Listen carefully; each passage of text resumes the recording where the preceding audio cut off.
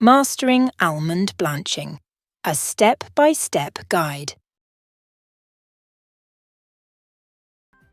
To blanch almonds, you'll first need some almonds.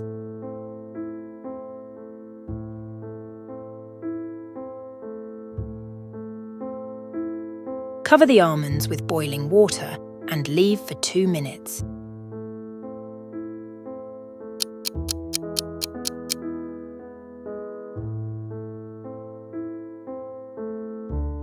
Rinse the almonds with cold water and drain.